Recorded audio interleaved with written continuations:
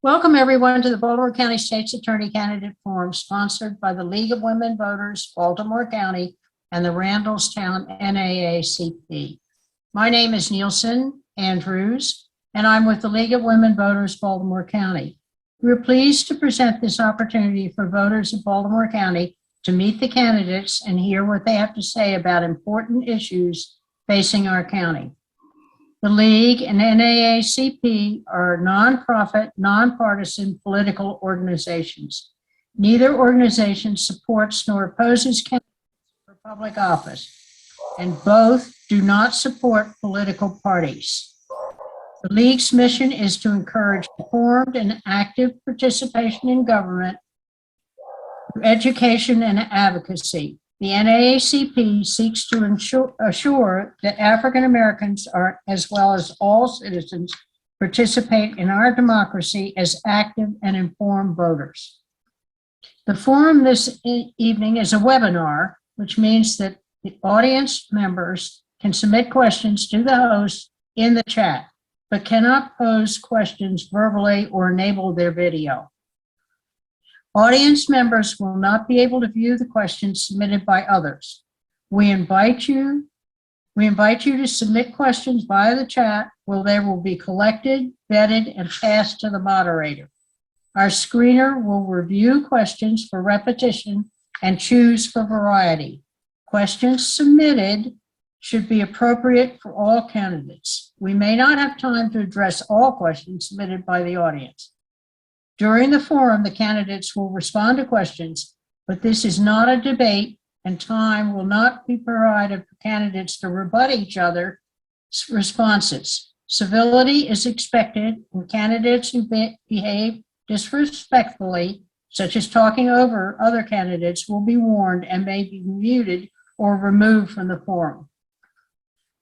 Please note that no unauthorized recordings of this forum are permitted, as its content is the property of the League of Women Voters, Baltimore County, and the Randallstown NAACP, and may not be used without permission. A recording will be available after the forum.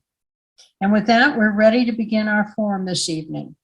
Our timekeeper is Stacy Morrison, and our question facilitator is Lisa Barkin, and I will be the moderator tonight.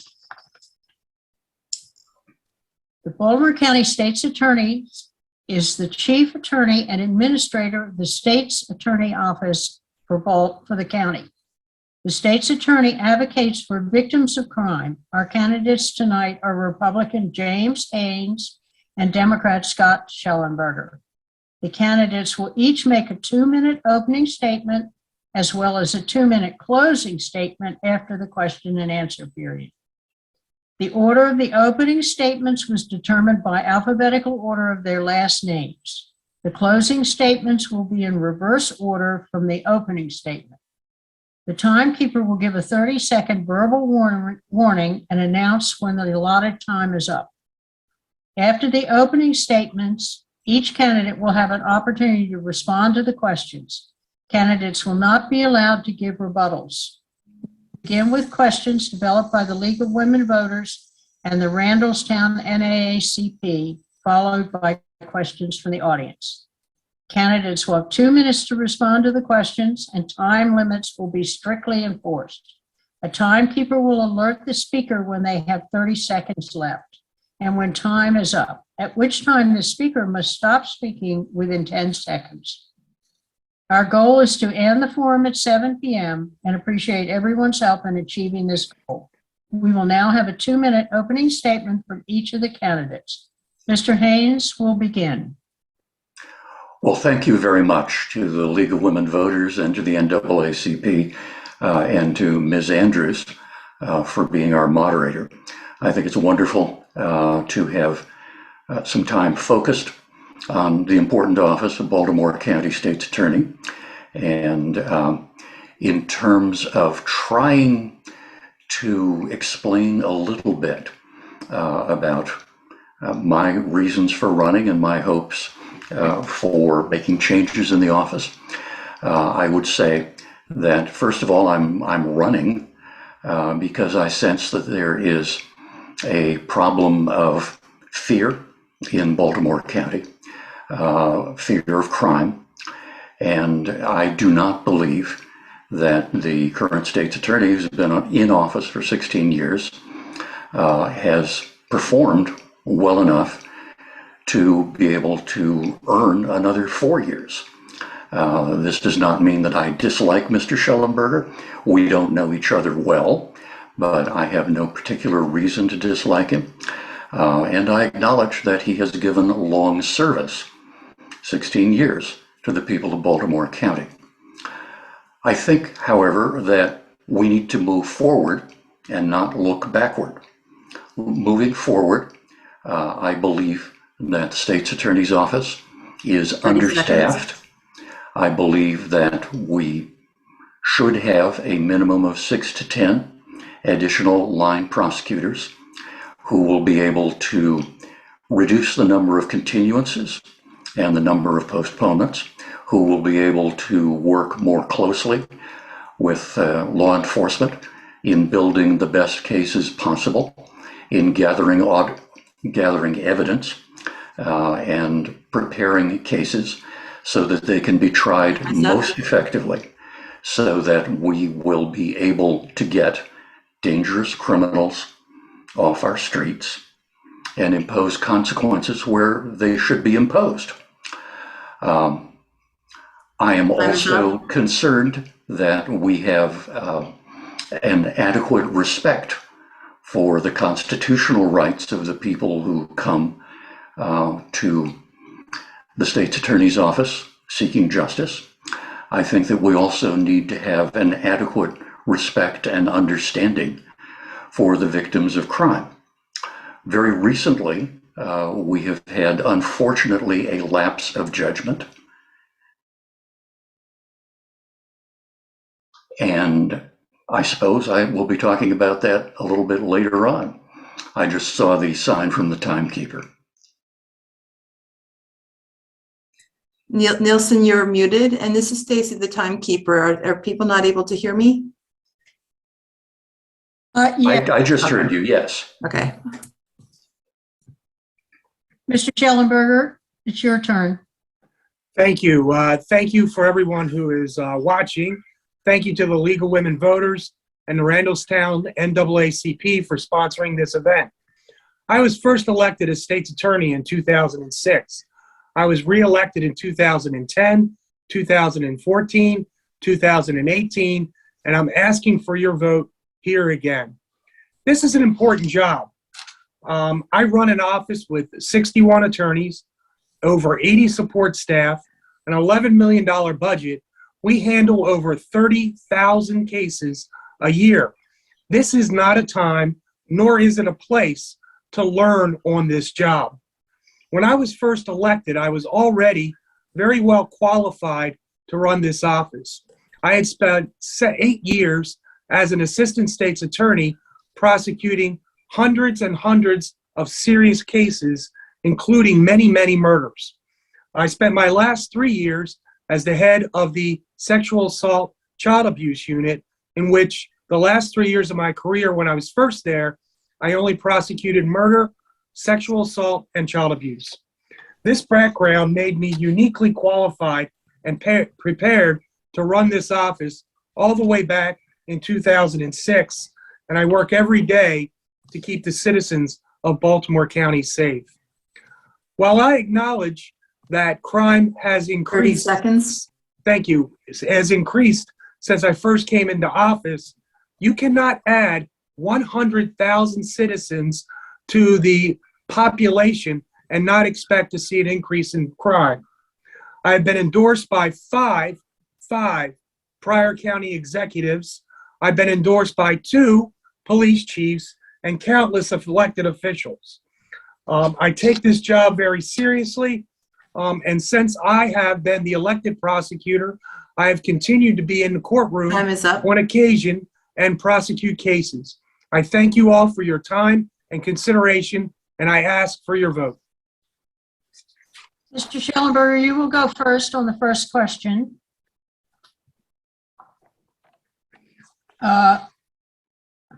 What are your most important concerns for the office? Well, as my opponent indicated, he believes we need 6 to 10 additional prosecutors in order to handle the workload that my folks handle. Right in front of me is a budget request to the county executive from 2 years ago, asking for two more prosecutors, in which I begged for 2 more prosecutors. It was turned down. And here's another letter from last year, in which I asked for another 2 prosecutors to increase my staff. And that was again turned down. So I wish Mr. Haynes great deal of luck in getting 6 to 10. I think we have to stay realistic within the budget and keep our numbers within what the county believes they can afford. While I am an independent agency, elected and have literally no oversight other than my budget does in fact come from Baltimore County government through the county executive and the county council. So my folks work very hard. They work very, very hard, and we are accomplishing everything we need to do. Would I like some more prosecutors? Absolutely. But I understand the budget constraints and I work within them. The other thing that I'm mainly concerned about, obviously, is violent crime. 30 And seconds. we concentrate tremendously on violent crime. I've elevated a prosecutor to a supervisory status for carjacking, as that became worse over the last several years. And I have a very experienced prosecutor who concentrates completely on prosecuting violent crime. I think those 2 very important considerations. Mr. Haynes, would you like me to read the question again? No, I think I recall it. And in terms of the priorities, I note that Mr. Shellenberger has documented the record of his failure to expand his office. Now, the voters need to understand that Baltimore County has a county budget in the neighborhood of $4.8 billion. Now, if the county executive cares about crime, if the police care about crime, if the voters care about crime, the cost of adding 6 to 10 new prosecutors to deliver better results for the people of Baltimore County, that's a rounding error in terms of a 4.8, close to $5 billion budget. So I differ from my opponent in that I would be a strong advocate to say, if you want crime to be reduced significantly, you absolutely have to put resources into it. And that means staff, that means support staff, so that cases move more quickly, and so that plea agreements are never entered into merely because the state's attorney's office does not have the resources to go ahead and try a case. I think it is essential. 30 seconds. I agree with my opponent that violent crime is something that is way out of hand. I disagree with my opponent in that he appears satisfied with keeping the numbers where they are and not having an increase. But I say to the people of Baltimore County, each year that you have too much crime is 1 year too many. If you're going to ring the bell, ring the bell. Yep. So the next question, Mr. Haynes, you will go first. What will you do to promote diversity in the state's attorney's office? I appreciate the question. There are a lot of things that I don't know about how the state's attorney's office is currently run. If you take a look at the website for the state's attorney's office, you don't find a lot of information on that. So to some degree, I would be guessing. However, I think that it is important to be sure that the state's attorney's office recruits from historically Black colleges and universities, not only in Maryland, but elsewhere. I do not know whether vacancies are supplied or sent, whether or not we indicate that, yes, we really are interested in talent wherever we can find it, whatever color it happens to be. We're looking for honest people. We're looking for hard workers. And the more applicants, the better. So that is one very tangible way in which I would look for diversity. I would also look at the operation of the state's attorney's office now to see how personnel matters are handled. To the extent that employees are getting along, wonderful. To the extent that supervisors are performing well, even better. 30 But if seconds. there are situations in which we need to manage the office better, to help people work together better, and to reward hard work and achievement, I would take a very close look at that. I would like to have some more specifics, but given the amount of information that sort of leaks out of the state's attorney's office, if you look at the website, I'm not sure that I can offer much in the way of specifics Time's beyond up. what I've Mr. said. Shellenberger, would you like me to repeat the question? No, I'm fine. Thank you so much. Regarding, the county, my website, Baltimore County government, again, controls what I put on my website. I have to ask them permission to change my website. So that really is something that's completely out of my control. Regarding diversity, I've done a lot of work over the last 15 years to really diversify the office.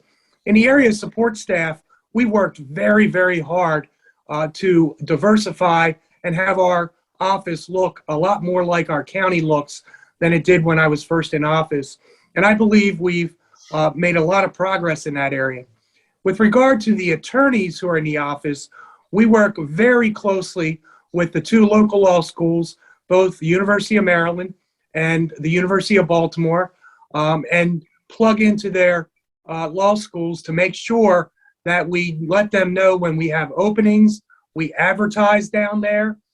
We just recently, I exchanged emails with Dean Tobin, who is now retired, but also I also communicate a great deal with Dean Jose Anderson at University of Baltimore. And I can even show you, although I didn't anticipate the question, I can produce emails in which I ask Jose Anderson down at the law school to please send me law students who would become our law clerks, who would become our lawyers, who are minorities, 30 because we are seconds. trying to increase that. So we've done a tremendous amount over the last several years in that area. In fact, just next month, there's a career fair at the University of Maryland, and I have two individuals going down. I'm hoping to go myself to recruit law students, and we will be very much looking for those who present more diversity for our office. We are working on it every day. I think it's extremely important that our office reflects our community, and that's one of my Time's main up. goals. All right. Mr. Schellenberger, you will go first this time. What is your plan to address violence and crime in the county? Well, as I indicated, I put my most experienced prosecutors in charge of those crimes that are most violent. In every one of our murder cases, we assign two attorneys. The one attorney, lead attorney, is a very experienced attorney. We team them up with a more junior attorney so that their first experience is sitting what we call second chair, so they can learn how to handle murder cases like this. Every murder case in our office typically has two attorneys and is typically assigned right from the get-go so that the victims of those crimes, the victims' families, only have to deal with the same attorneys all the way through. That's very important. The second area I already mentioned was that we designated an assistant state's attorney to deal with carjackings. Last year, we elevated that assistant state's attorney to a more senior position to make sure that we have very senior people who are dealing with those cases. Most of our violent crimes are what we call specialed. And that means the attorney you talk to from day one is the attorney you're going to get from then on. So in other words, if there's a shoplifting and the case gets postponed, you may have a different attorney the next time. But if you've been 30 carjacked, seconds. if you've been robbed, if you've been held up in some way, you get one attorney, they're experienced, and they stick with you the whole way. So we give a lot of big attention to violent crime. One of the things we never do is we don't drop a handgun because it carries a mandatory sentence. You need a supervisor's permission to get rid of the handgun case. We're very strict on that, and that's a very important part of what we do in getting violent crime. All right, we're going to move to some questions from the audience. Mr. Haynes, you will go. Oh, wait a minute. Sorry. Mr. Haynes, you need to answer that question. I'm sorry. I was hoping to. Yes, moving faster than it should have. Well, that's okay. I'm kind of new to this format myself. Well, first of all, I think you have to talk about means and ends. Fact is, if you want to reduce crime in Baltimore County significantly, if you want to make criminals think twice before committing crimes here, and also in the region, Baltimore City, Anne Arundel County, Harford County, Carroll County, you're going to have to put resources into it. Now, I notice once again that my opponent talks about how he can't control his website.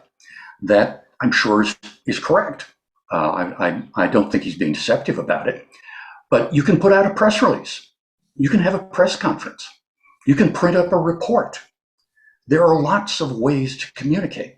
And similarly, you can advocate. And you can say to the county executive, if you want lower crime, you're going to have to hire more police. The police department in Baltimore County, I believe, is understaffed. And you're going to have to hire more prosecutors, because more prosecutors, more resources will give you more results.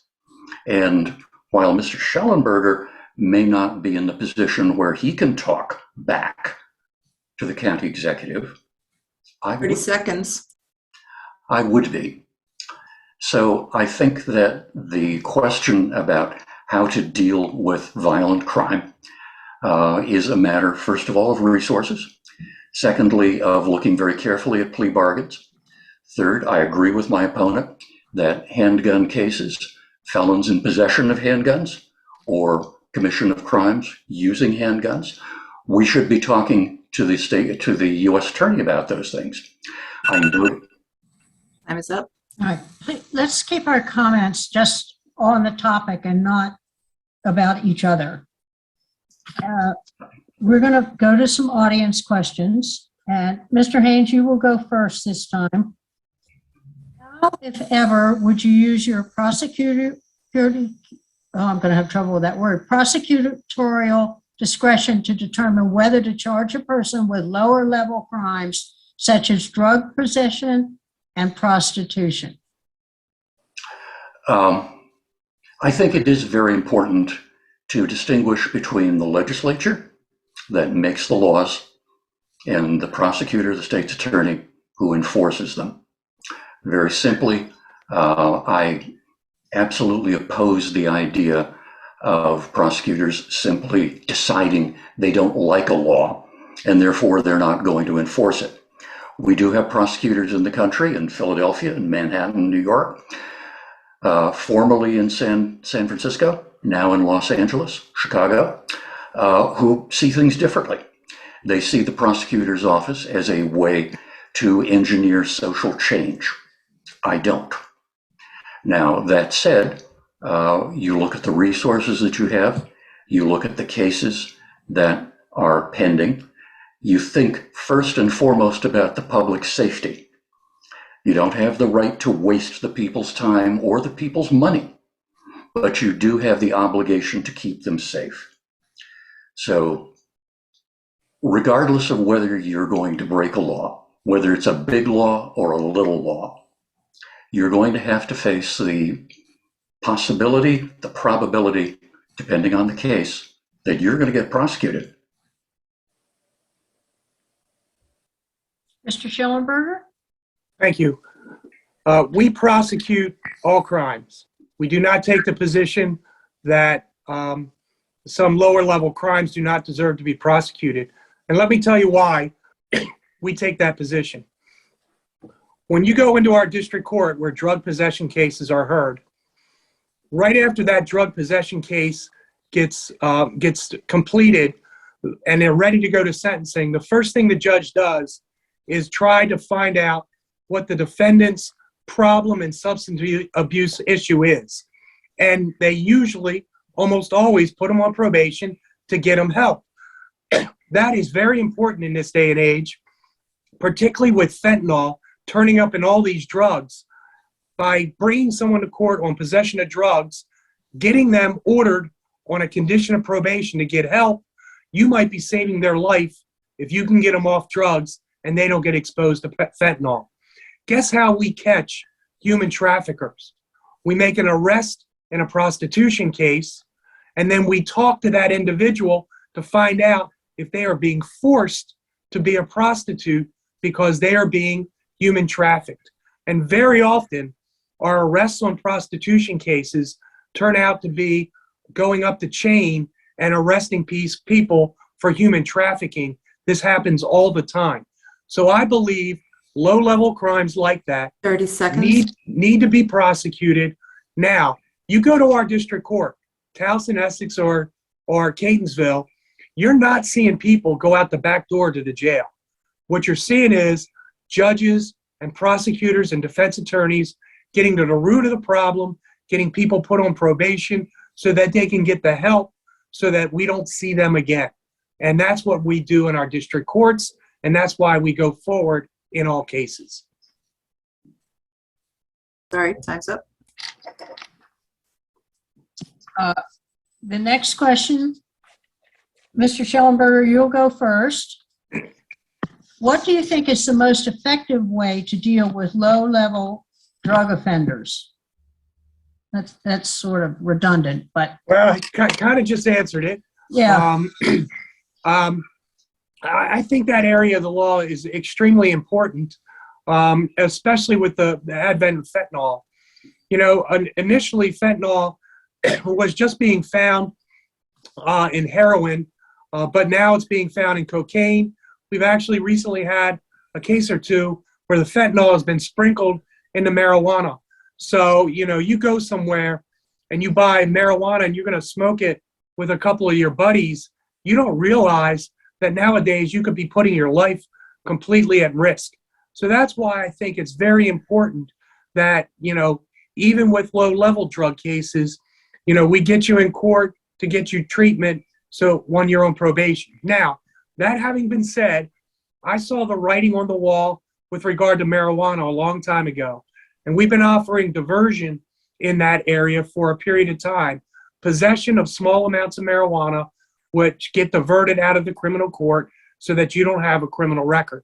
Now, obviously, the voters are going to have an opportunity to weigh in on all that. That's on the ballot and going to be decided over the next couple of years. But what's really important with regard to some of these things is what the legislature does next year with regard to marijuana if it's legalized. Smoking in a car, smoking in public. These are all issues that have to be 30 addressed. seconds. And it's very important that they address the tax issue because if you tax marijuana too high, then the black market's not going to go away. And if that's one of your intentions, then you need to keep the taxes reasonable. When marijuana became legal in Colorado, traffic fatalities went up. We need to make sure we're watching all of that and address it. Mr. Haynes? I think that probably I tried to answer that question previously about low-level drug offenses. I hear the phrase low-level drug offense. Nobody goes to jail for the possession of a small amount of marijuana anymore. if it occurs at all, it is really extraordinarily, almost vanishingly rare. Now, my question is, what do the voters want me to do about people who sell small quantities of marijuana to middle school children? What do the voters want me and their state's attorney, whoever that happens to be, to do about people who are producing what looks like very generic house and garden, cat and dog variety illegal drugs? But okay. But they do happen to have fentanyl added in. Fentanyl, which was probably produced in China and smuggled across our southern border and makes its way to our streets and sidewalks. So I quarrel with the question a little bit about low-level drug offenses. And I would like whoever is really seriously going to ask that question and look for a really serious answer to tell me how to find low-level drug offenses.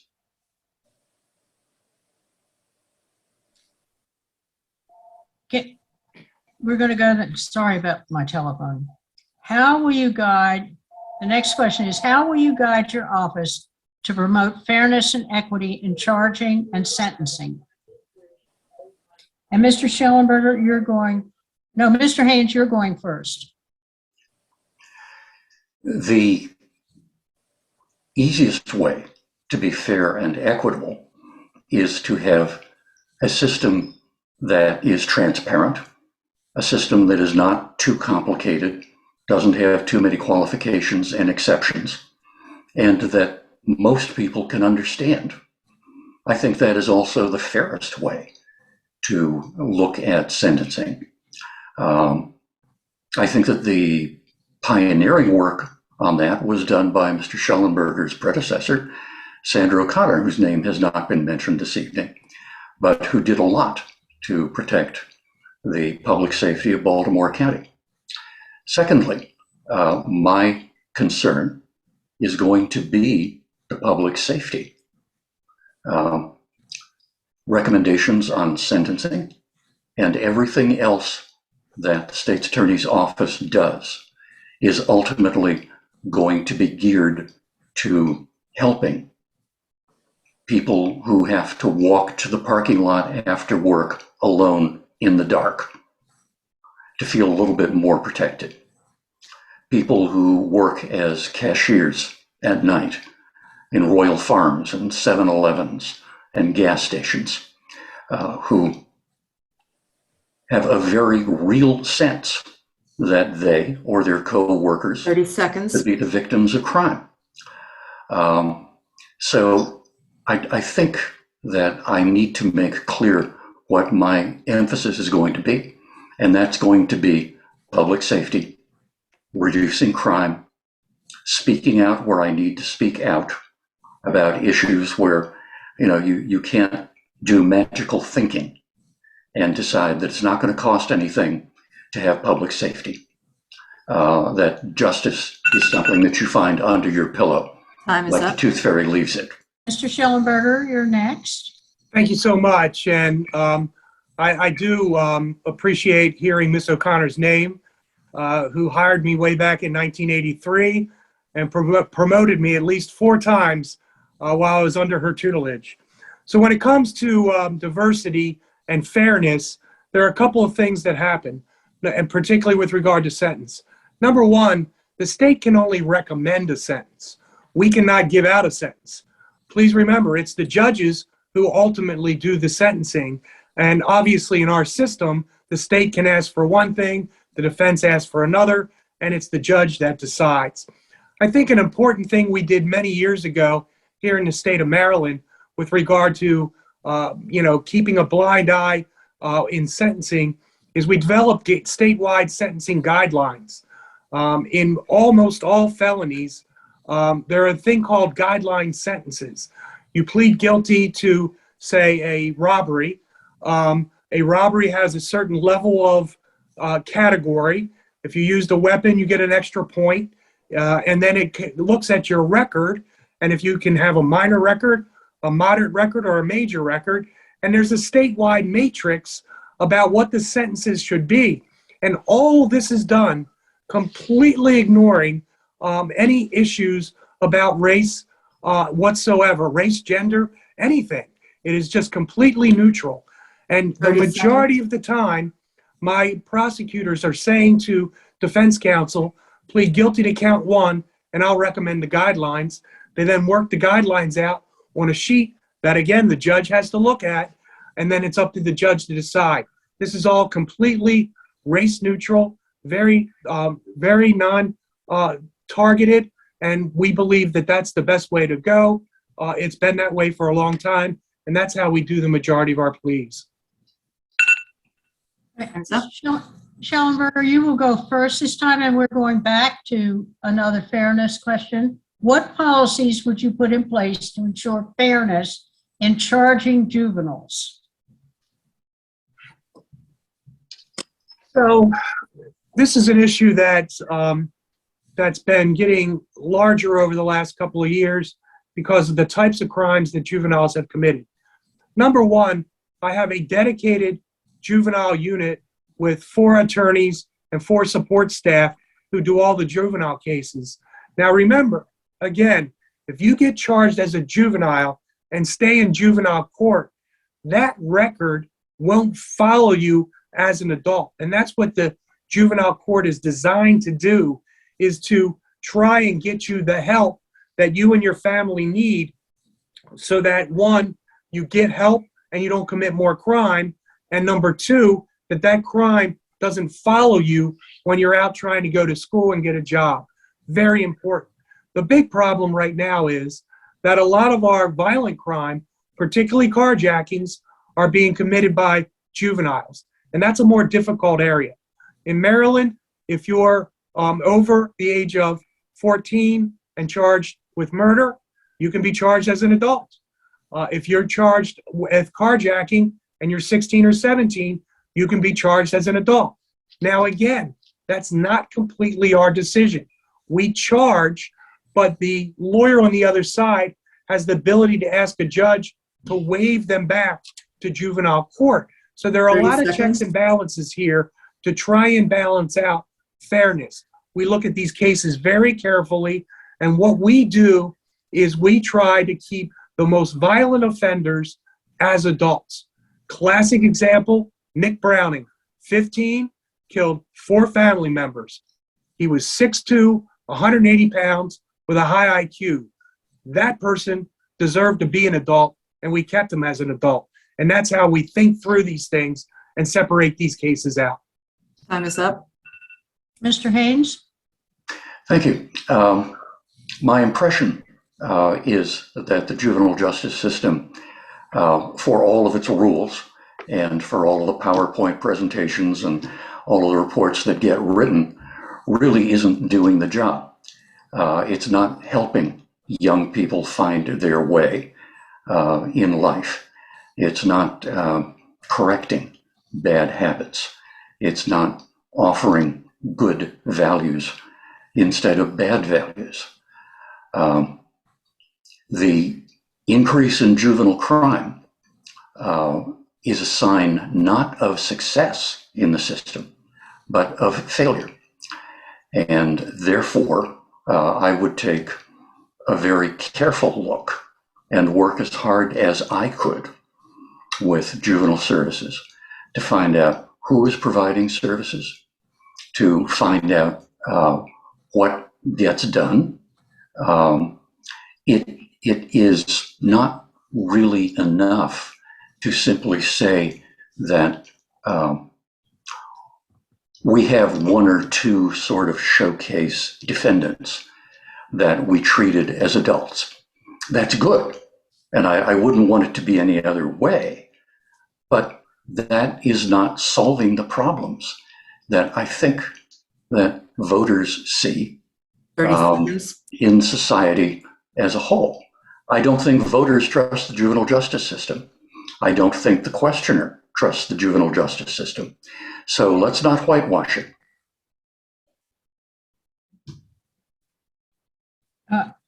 Mr. Haynes, you'll go first this time. How do you see your role in preventing recidivism?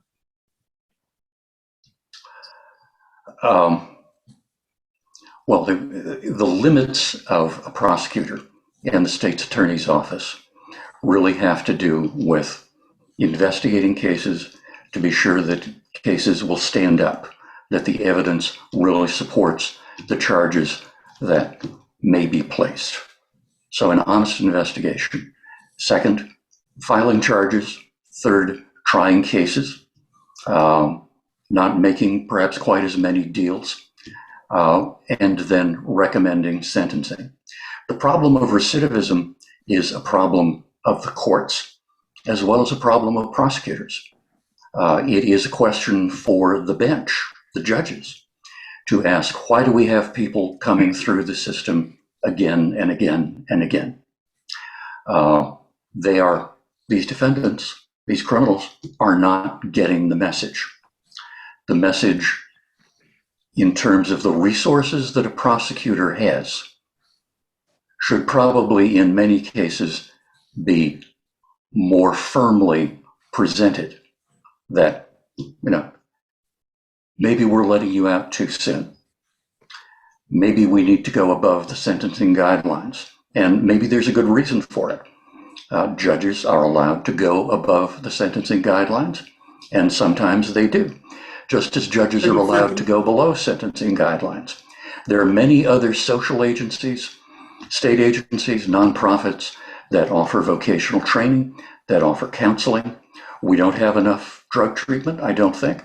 I would like to see more counseling, more vocational training. I think that all of those things are important.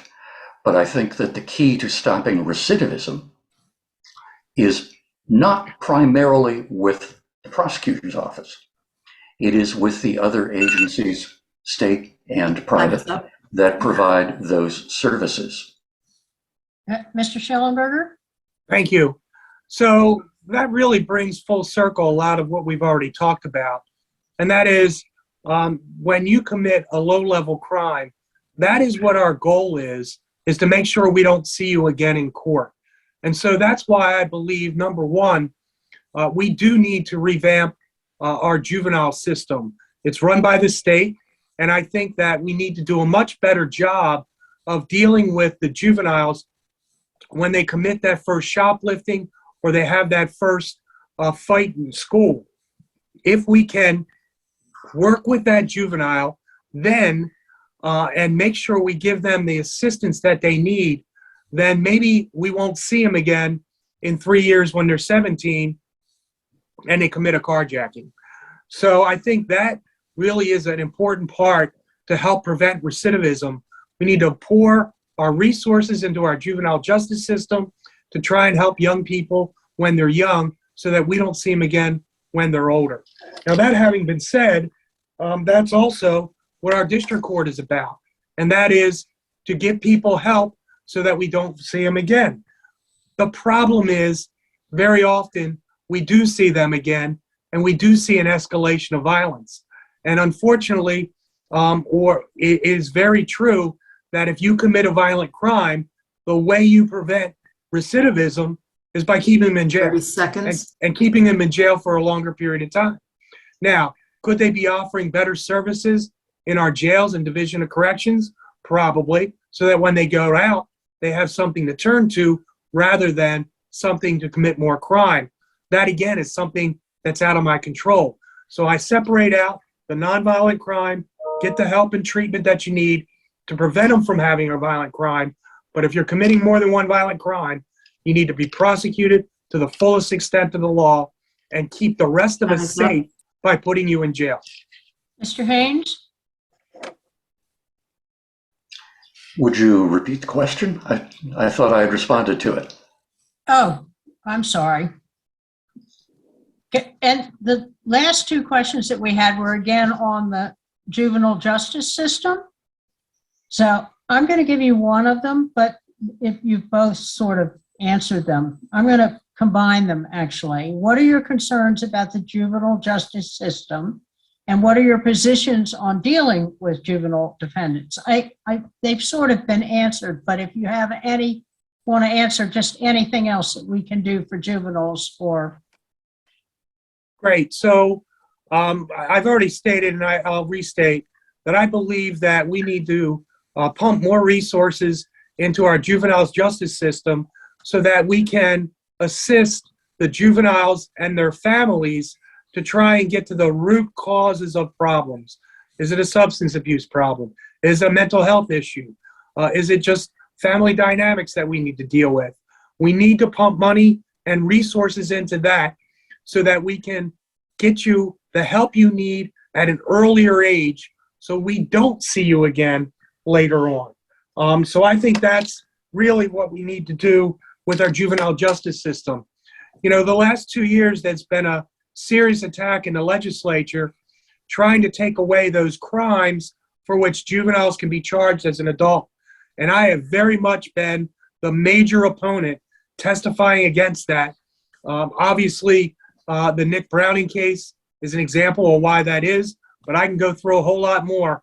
I put together a 60-page document of juveniles from around the state that have committed violent crime for why they should be treated as an adult and not as a juvenile.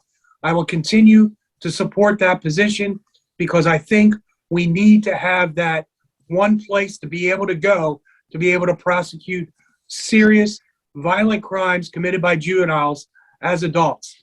Put the resources into the younger age and try and get them the help they want. But when you're 16 and you use a gun and you carjack somebody, then that is an adult crime and needs to be treated as an adult. I think that I do have a sense for what it is like to do GED prep classes with young people who've dropped out of school, with running a nonprofit as president of a board that offered family counseling, that did the GED prep. This need is not being met. And I think that, as my opponent said, is a reason why we keep seeing the same things. Doing the same thing over and over is going to get you more and more of the same thing. It's going to get you what you don't want. Whether or not the legislature is prepared to accept the truth about juvenile offenses, or whether the legislature is simply going to grandstand about it. My opponent is right. That's something no prosecutor can control.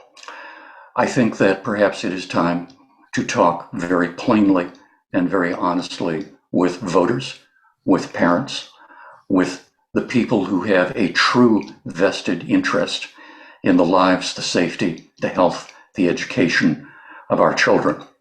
I am not necessarily sanguine about the prospects of getting an answer from Annapolis, 30 a seconds. silver bullet or a golden key or anything else. You're going to have to go to the people and you're going to have to make the case if that's what you believe. All right, we've reached the time to end the question and answer portion of the program. We'll now move to the candidates' closing statements. Mr. Shellenberger, you will make the first closing statement. Mr. Haynes will make the second. Thank you so much.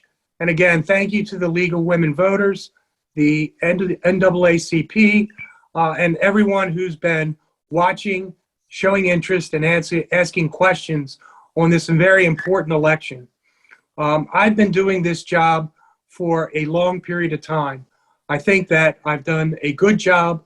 I've won a highly professional office that gets great marks from lawyers all around the state for our honesty and our integrity in what we call the discovery process.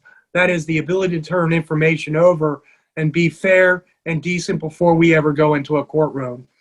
We have great remarks by a lot of people with regard to how our office is run. This is a very complicated office. It's a very complicated time. You know, when I started, we didn't have body cameras. You didn't have cell phones being pulled out every time a crime was committed.